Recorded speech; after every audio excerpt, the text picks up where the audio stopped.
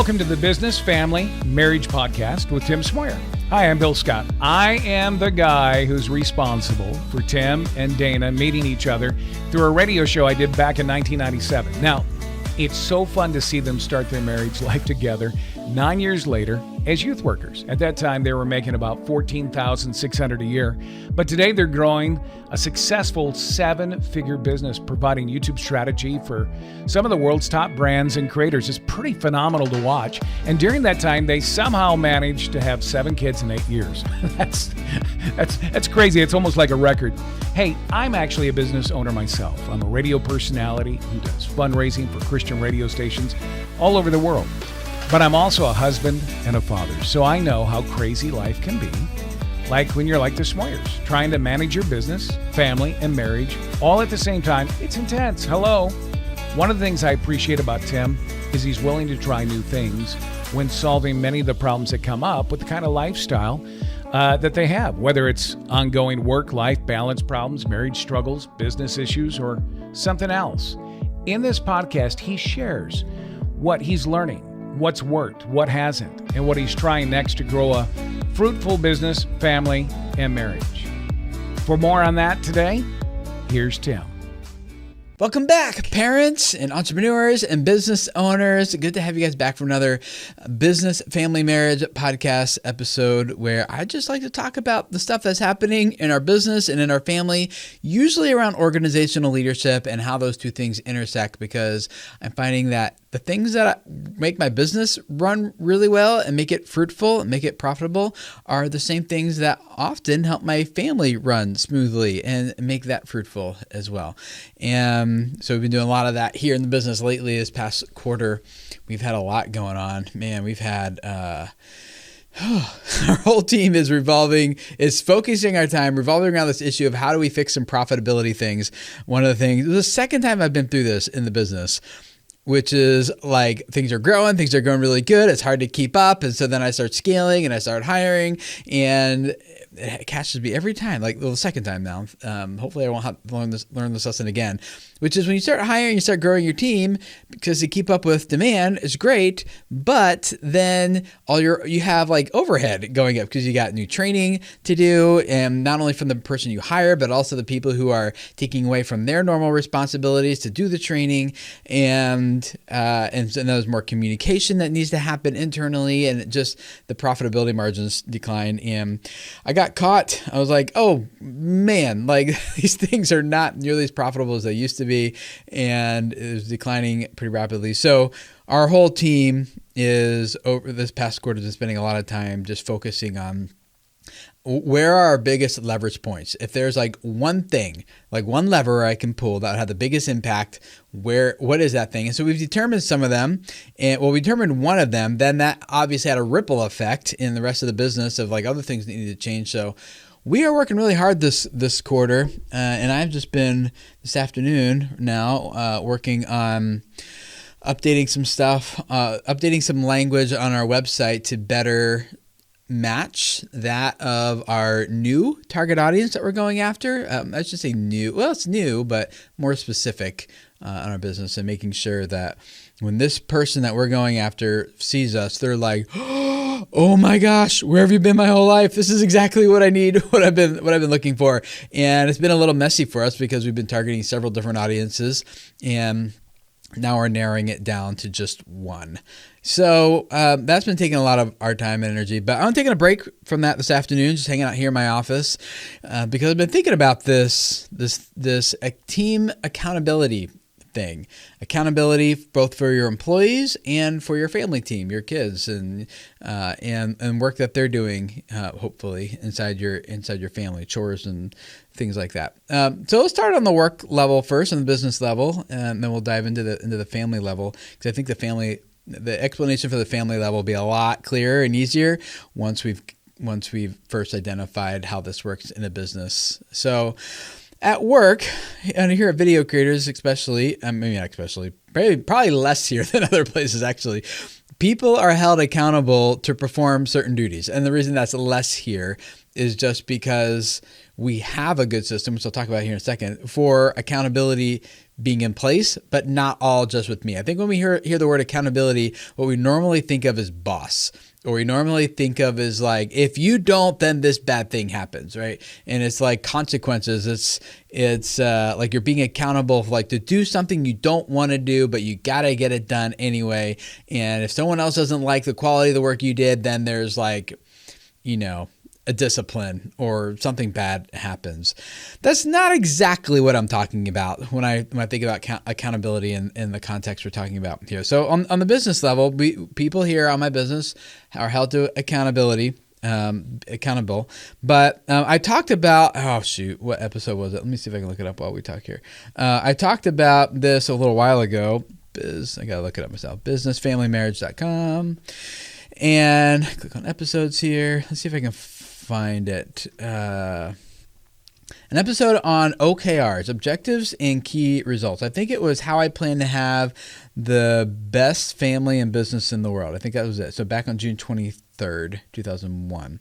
So that episode, I talk more about OKRs, objectives and key results. And it's basically a goal setting framework for how we say this is the most important thing we need to get done. And then once that thing is established this quarter, then it's how are we going to ensure that thing gets done by the end of this quarter? What needs to happen, and how do we measure if we're on track to getting that thing done or not? And I explained in that episode that you set the objective, and then the key results are the things that, by definition, if these key results are true and are accomplished, then by definition, the objective must thereby also be met. And so I talked about how we do that both in our business, but also in our family. And in terms of like, how do we take new ground as a business? How do we use this framework to kind of look at the mountain and describe, here's how we're going to climb it. And same thing with our family. How's our family overcome obstacles and things that we're facing and struggles that we have? And how do we become a more fruitful family? And what are those mountains, and how do we climb that and overcome them?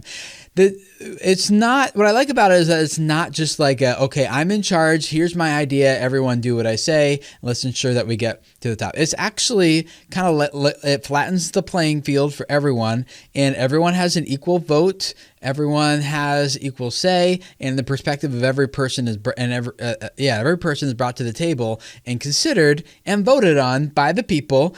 And I usually get outvoted when we do this as our business. There hasn't been a time. I mean, I'm sure I could, if I needed to, put my foot down and be like, no, like, guys, this has to happen. I haven't done that yet. Hopefully I never will. Usually what's happened is there was one thing that I was getting outvoted for like 3 quarters straight. And I'm like, guys, like, this is going to catch up with us. Like, I know it doesn't feel urgent now, but if we don't address it now, this is going to be a big problem later. Like a business, like a huge problem for our business later. So we got to start addressing this one before it feels like an issue. Always got outvoted. Next quarter, did it again. Always got outvoted again. Next quarter, got outvoted again.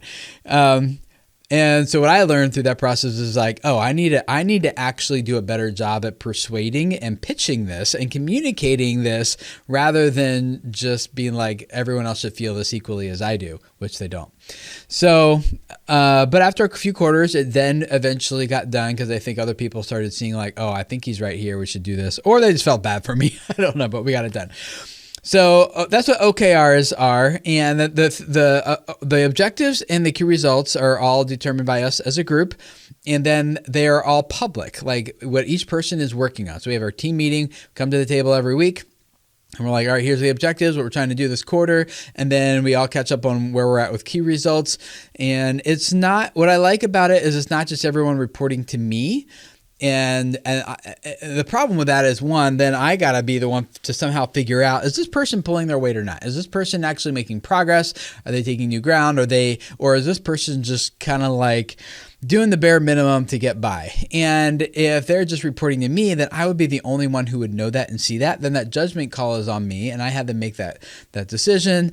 And then I had to explain it to everybody else, which I don't want to do because it throws them under the bus, as opposed to everyone can see if you're pulling your weight or not. Like this is every week we're reporting into each other, and this is where we're at. And this are the problems I'm facing. And the other thing that it does is it helps everyone on the team be able to stay on the same page rather than everyone kind of more easily going off in their own individual silos and just kind of working on the thing that's important to them. And then people start trying to compete for resources, and then one person might have a lot of time on their hands and someone else is just really struggling and they could use some help.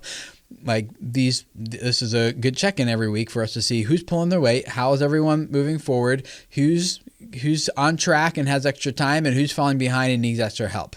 And so it makes accountability public with everyone, not just with one person, me, who's trying to figure out, how all this is going.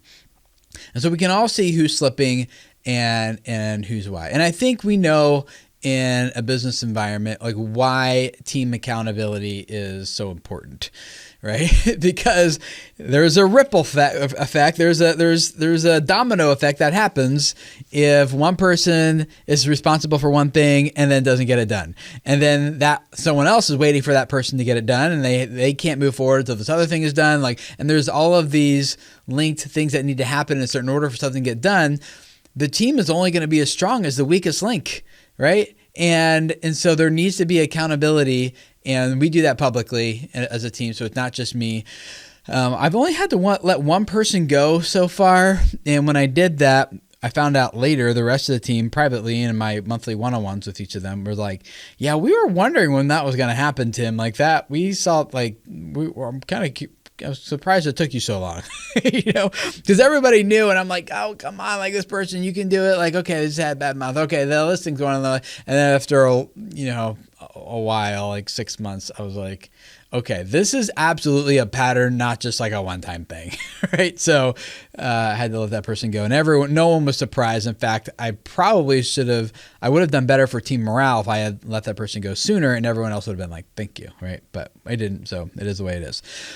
So let's talk about at home. I think our kids need to learn that lesson now with accountability. I think there should be goals. I think there should be goal charts. I think there should be daily chores, especially if you're like my wife and I. You have a family of 9 people. You have 7 little kids. This shouldn't just be my wife and I pulling all the weight for our family. There's plenty of things and chores around the house and even outside the house with chickens and cats and pets and things that these kids should and can have. They teach them not only how to do good work, there's a saying in our house, good work brings good reward, but also so that they learn accountability, that there are consequences.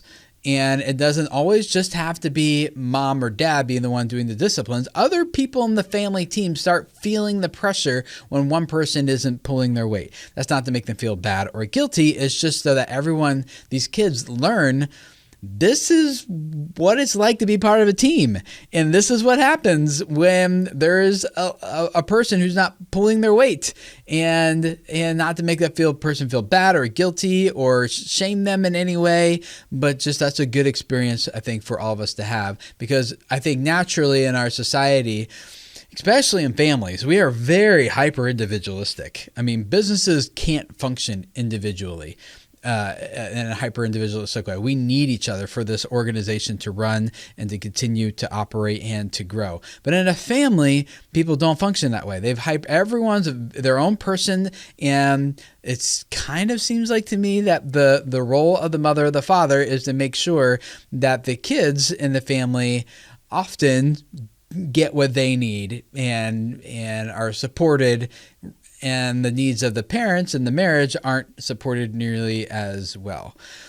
And so I think there should be goal charts. I think there should be daily chores. Now, the nice thing about having them public is if someone is struggling with a chore, we can have a meeting to discuss some changes here.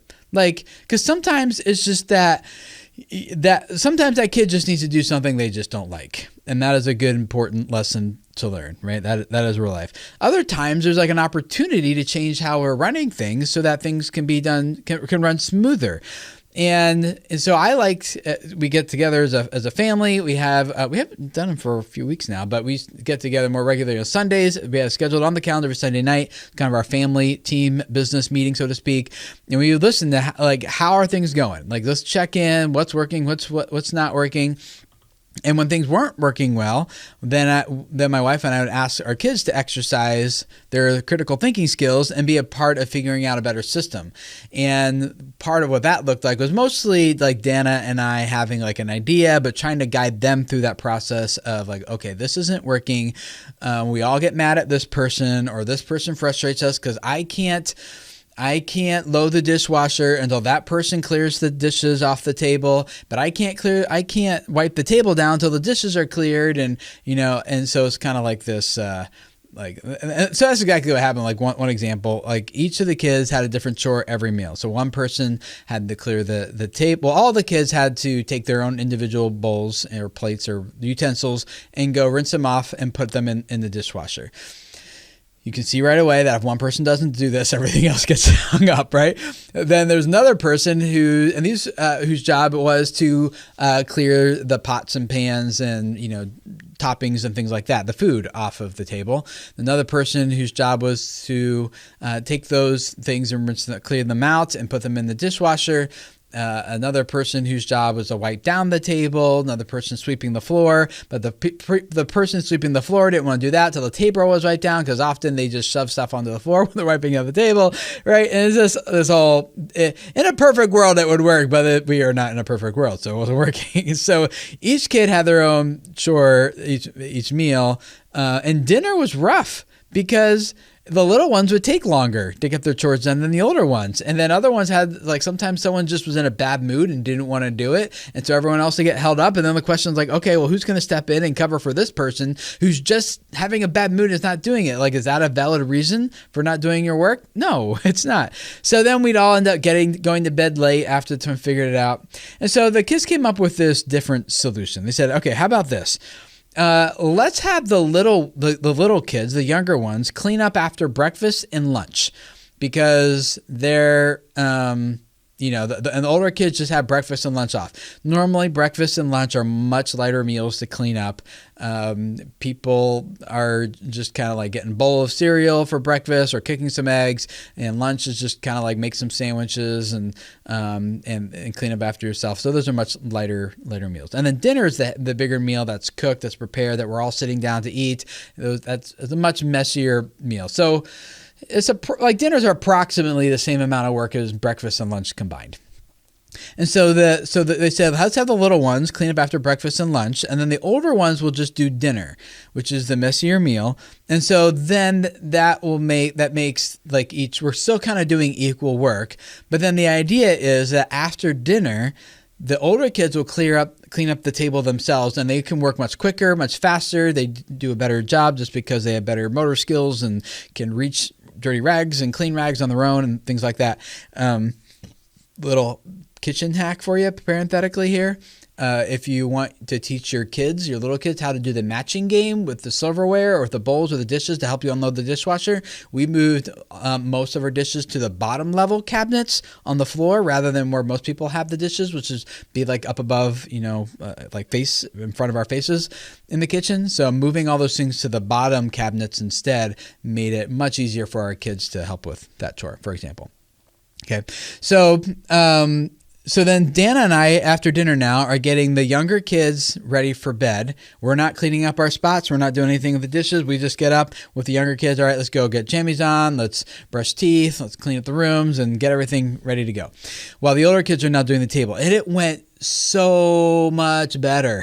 It went so much better when like the older kids are like, okay, we're motivated, we can just crank this out and be done. And instead of it taking like an hour to 2 hours every meal, depending on who is helping and what their role is and stuff, like we can just crank this out and be done in like 10, 15 minutes. And so that worked a lot better. But if we hadn't had that conversation for our team and what's working, what's not working, then certain people would have just been stuck in certain jobs, and there would have been no one would have worked well, and it would just been like a mess, right? And so we have this conversation pretty regularly. What's working, what's not, and why, and how do we fix it and make it better? And especially around work in our family. And having that public accountability where everyone's kind of can see what the other person is doing, I think works just as well in our family as it does in our business and working together. So that worked really well. I think that it teaches our kids accountability. It teaches them work. It teaches them critical thinking, problem solving, and also teamwork and how do we work together. A regular conversation that we also have is like, who just needs to be done with their chore and move on to a different chore. We don't do this as much in business. We kind of tend to have our job description and stick with it. But in our family, it's like, I am tired of wiping down the table. Can I do something else? I want to sweep instead. And so, I don't know, every few weeks it seems like we're kind of switching jobs around and giving people access to try different things. And it kind of just keeps their interest level too, not their interest level. They're not really super interested in chores, but their attitudes are better because, this is something new for me to try. And rather than just like, I'm doing the same thing I always do and I'm just tired of doing it and, it's something else. So we do tend to rotate, whether it's not just the kitchen, but it's also feeding animals and cleaning rooms and making lunches and things like that as well. So even cooking meals. My 11-year-old cooks way, like he's on par with me. I'm not saying I'm like that's saying much, but he like most of our kids from about age 7, our 7-year-old can do this on up. Can take a cookbook and make and cook whatever it was. But that didn't come just out of like nowhere though. Like that was my wife cooking with them, me cooking with them and teaching them this is what a cup is, this is what a tablespoon is, here's this ingredient. And so from a parenting perspective, and the same thing happens in business. When I hire a new person, I expect it's going to take more time from me to execute this task with them for about 3 months than it would have taken me if I had just done this on my own. And the same thing is, but after that, like that, we are a much better place when that person can start doing it on their own without me, because now they free up a lot of time. It's just like that upfront investment. Same thing with our kids. It is way faster for me to do the chore or make the meal or clean the room or get the job done if it's just me by myself than it is for me to try to teach it to my kids. But if I take the time and teach it to my kid, then it pays dividends for years until they move out of the house, I suppose. All right. And so what I had to just do in those training moments with our kids is kind of have the same mind shift that I had with our employees, which is, okay, I am not in a get this job done work mode right now. I am in a teach this job to someone else work mode. So the goal here is not to accomplish this thing and get it done. The goal here is to train my child how to do this thing, or the goal here is now to help them feel confident in what they're doing. So I just kind of like, for me anyway, I just got to reset my mindset and remember the goal here is to train, not to get this done ASAP. There are times I just need it done ASAP, but if I can train it, I just make sure that there's ample time for that. So yeah, those are my thoughts around team accountability on a business, as well as some accountability with our family, kind of what that looks like for us. And as always, want to hear from you guys. Click the link below or just go to businessfamilymarriage.com and there's a voicemail link up there too, or there's a link in the show notes. And I love hearing from you guys. Like, what questions do you have about this or about something else? What's your reactions? What goes through your mind as I talk about some of this kind of stuff? I want to hear from you. I'd love to have these conversations together and talk about how we can grow more fruitful businesses, families, and marriages together. So thanks guys for hanging out. I'm going to get back to working on our consulting page, the language on there. And I will see you guys again sometime soon for another Business Family Marriage podcast episode. Thanks guys. Bye.